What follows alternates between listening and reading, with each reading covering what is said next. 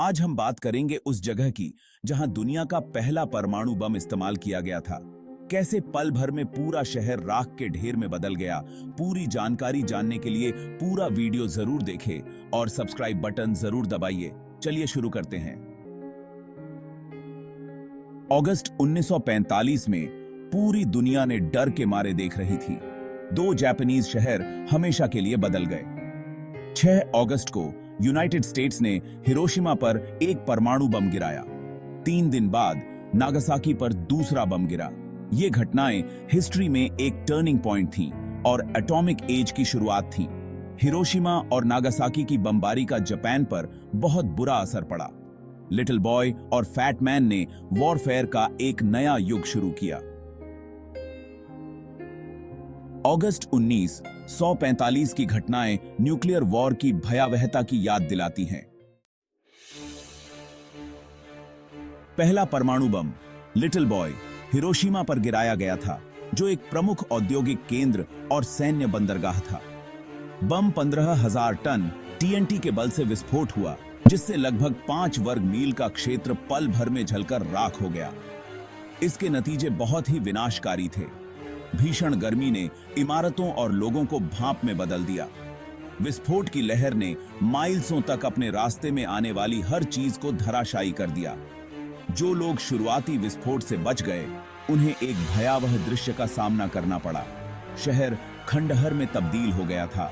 आग लगी हुई थी और हवा में धुएं और धूल का गुबार छाया हुआ था। लिटिल बॉय के इस्तेमाल ने युद्ध के इतिहास में एक महत्वपूर्ण मोड़ लाया। इससे पहले इतनी विनाशकारी शक्ति वाला हथियार कभी नहीं चलाया गया था। दुनिया इस नए युग के निहितार्थों से जूझ रही थी। हिरोशिमा बम विस्फोट के तुरंत बाद का दृश्य अकल्पनीय विनाश का था। हजारों लोग पल भर में मारे गए। विस्फोट की भीषण गर्मी में जलकर राख हो गए। जो लोग शुरुआती विस्फोट से बच गए, उन्हें एक भयावह दृश्य का सामना करना पड़ा। खंडहर में तब्दील एक शहर, आग लगी हुई और हवा में धुएं और धूल का गुब्बार छाया हुआ। बचे हुए लोग, जिनमें से कई गंभीर रूप से जल गए थे और रेडिएशन सिकनेस से पीड़ित थे, मलबे के बीच अपने प्रियजनों को खोज रहे थे। मृतकों और घायलों से भरे हुए अस्पताल आपदा के पैमाने से निपटने के लिए जूझ रहे थे। दुनिया ने डर के मारे देखा, क्योंकि तबाही की तस्वीरें सामने आईं। त्रासदी के पैमाने को समझने के लिए संघर्ष कर रही थी। हिरोशिमा की बमबारी ने शहर और उसके लोगों पर एक अमिट छाप छोड़ी। उस दिन के भौतिक निशान आज भी बने हुए हैं, जो परमाणु युद्ध की भयावहता की निरंतर याद दिलाते हैं।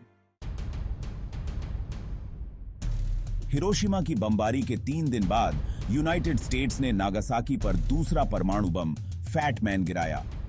यह बम 21,000 टन टीएनटी के बराबर बल से विस्फोट हुआ। इसका प्रभाव विनाशकारी था। बम ने अनुमानित 40,000 लोगों को तुरंत मार डाला और हजारों लोग बाद में मर गए। नागासाकी की बमबारी ने परमाणु हथियारों की विनाशकारी शक्ति को और मजबूत किया। रेडिएशन की परछाई। बम विस्फोटों के बाद एक नया और अदृश्य खतरा सामने आया। रेडिएशन। परमाणु बमों ने भारी मात्रा में रेडिएशन को वातावरण में छोड़ दिया। इस रेडिएशन ने हवा, पानी और मिट्टी को दूषित कर दिया, जिससे जो लोग इसके संपर्क में आए, वे जहरीले हो गए। रेडिएशन के संपर्क में आने के प्रभाव जलने, बालों के झड़ने, आंतरिक अंगों को नुकसान और कैंसर के बढ़ते जोखिम के रूप में सामने आ सकते हैं। कई बचे हुए लोग, जो शुरू में विस्फोट और गर्मी से बच गए थे, बाद में रेडिएशन सिकनेस से पीड़ित हो गए। इसके लक्षणों में मतली, उल्टी, बालों का झड़ना और आंतरिक रक्तस्राव शामिल थे। बम विस्फोटों के बाद के दिनों, हफ्तों और महीनों में रेडिएशन पॉइजनिंग के प्रभाव से हजारों लोग मारे गए। रेडिएशन के संपर्क में आने के दीर्घकालिक प्रभाव बचे हुए लोगों और उनके वंशजों को प्रभावित करते रहे हैं। बम विस्फोट रेडिएशन के अदृश्य और खतरनाक खतरे की गंभीर याद दिलाते हैं। काली बारिश और उसका जानलेवा कहर।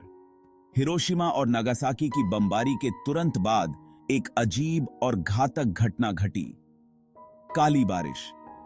विस्फोटों से निकलने वाली भीषण गर्मी से भारी मात्रा में पानी वाष्पीकृत हो गया, जिससे धूल और मलबा वातावरण में ऊपर तक फैल गया।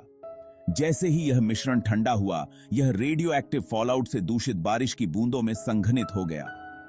रेडियो एक्टिव फॉलआउट से दूषित बारिश ने इसके संपर्क में आने वालों के लिए एक बड़ा स्वास्थ्य जोखिम पैदा कर दिया। विस्फोटों के बाद काली बारिश घंटों तक पड़ती रही, जिससे शहरों के आसपास के एक विशाल क्षेत्र दूषित हो गया। बारिश में फंसे लोग खतरे से अनजान अपने दिन के कामों में लगे रहे, उनके कपड़े और त्वचा घातक फॉलआउट को सोख रहे थे। काली बारिश ने रेडिएशन सिकनेस के प्रसार और इसके संपर्क में आने वालों के लिए दीर्घकालिक स्वास्थ्य समस्याओं में योगदान दिया। पीढ़ियां हुई घायल। हिरोशिमा और नागासाकी की भयावहता तत्काल विनाश के साथ समाप्त नहीं हुई। रेडिएशन के संपर्क में आने के आनुवांशिक प्रभाव बचे हुए लोगों के वंशजों को प्रभावित करते रहे हैं। बचे हुए लोगों से पैदा हुए बच्चों में जन्म दोषों, आनुवांशिक उत्परिवर्तन और कैंसर की दर अधिक रही है। बम विस्फोटों के मनोवैज्ञानिक आघात ने भी एक लंबी छाया डाली। बचे हुए लोग अभिघातज के बाद के तनाव विकार, अवसाद और चिंता से पीड़ित थे। बम विस्फोटों ने जापान के सामूहिक मानस पर एक अमिट छाप छोड़ी, जिसने उसकी युद्ध के बाद की पहचान और शांति की प्रतिबद्धता को आकार दिया। हिबकुशा के अनुभव, जैसा कि जापान में बचे हुए लोगों को जाना जाता है, परमाणु बम विस्फोटों की स्थायी विरासत और प्रभावित लोगों के लिए सतत सहायता और देखभाल प्रदान करने के महत्व पर प्रकाश डालते हैं। एक दुनिया बदली हमेशा के लिए। हिरोशिमा और नागासाकी के परमाणु बम विस्फोटों ने मानव इतिहास में एक महत्वपूर्ण मोड़ दिया। उन्होंने परमाणु युग की शुरुआत की, परमाणु हथियारों की भयानक शक्ति द्वारा परिभाषित एक युग। बम विस्फोटों ने दुनिया को आत्मविनाश की संभावना और इन विनाशकारी हथियारों के प्रसार को रोकने की तत्काल आवश्यकता का सामना करने के लिए मजबूर किया।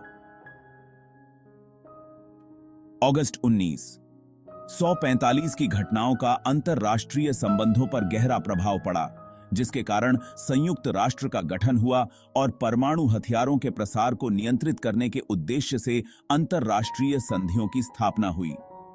बम विस्फोटों ने एक वैश्विक शांति आंदोलन को भी बढ़ावा दिया, जिसमें दुनिया भर के लोगों ने परमाणु परीक्षण और निरस्त्रीकरण की समाप्ति की मांग की। हिरोशिमा और नागासाकी की विरासत आज भी हमारी दुनिया को आकार दे रही है, जो परमाणु युद्ध के विनाशकारी परिणामों और कूटनीति और शांति निर्माण के प्रयासों के महत्व की निरंतर याद दिलाती है। हिरोशिमा और नागासाकी को याद करते हुए, हिरोशिमा और नागासाकी की बमबारी ऐसी त्रासदी थी जिसे कभी नहीं भूलना चाहिए। पीड़ितों, बचे लोगों और मानव इतिहास के इस काले अध्याय से सीखे गए सबक को याद रखना जरूरी है। हिरोशिमा और नागासाकी में स्मारक स्थल और संग्रहालय परमाणु हथियारों से होने वाली तबाही की शक्तिशाली याद दिलाते हैं। ये स्थल पीड़ितों की यादों को संरक्षित करते हैं और प्रतिबिंब, शिक्षा और वकालत के लिए स्थान प्रदान करते हैं। हिरोशिमा और नागासाकी को याद करके हम पीड़ितों को सम्मानित करते हैं और परमाणु युद्ध के खतरे से मुक्त भविष्य के लिए अपनी प्रतिबद्धता को दोहराते हैं। परमाणु हथियारों के बिना भविष्य की ओर। हिरोशिमा और नागासाकी के परमाणु बम विस्फोट मानवता के लिए एक कठोर चेतावनी के रूप में खड़े हैं। ये घटनाएं हमें परमाणु हथियारों के विनाशकारी परिणामों और उनके उन्मूलन की दिशा में काम करने की तत्काल आवश्यकता की याद दिलाती हैं। अंतरराष्ट्रीय समुदाय को परमाणु हथियारों के बिना दुनिया के लिए प्रयास करना जारी रखना चाहिए। इसके लिए कूटनीति, संवाद और शांति के लिए एक साझा प्रतिबद्धता की आवश्यकता है। शिक्षा और जागरूकता बढ़ाना भी यह सुनिश्चित करने के लिए महत्वपूर्ण है कि आने वाली पीढ़ियां परमाणु युद्ध की भयावहता को समझें और इसे रोकने के लिए काम करें। हिरोशिमा और नागासाकी की विरासत को कार्यान्वयन के लिए उत्प्रेरक के रूप में काम करना चाहिए। एक साथ काम करके हम सभी के लिए एक सुरक्षित और अधिक शांतिपूर्ण दुनिया का निर्माण करके इन त्रासदियों के पीड़ितों का सम्मान कर सकते हैं। अगर आपको ये वीडियो पसंद आया तो इस वीडियो को जरूर लाइक कर देना, और अगर आप इस चैनल पे नए हैं तो प्लीज सब्सक्राइब बटन जरूर दबाइए। चलिए मिलते हैं अगले वीडियो में, तब तक के लिए बाय बाय। खुश रहिए, सुरक्षित रहिए।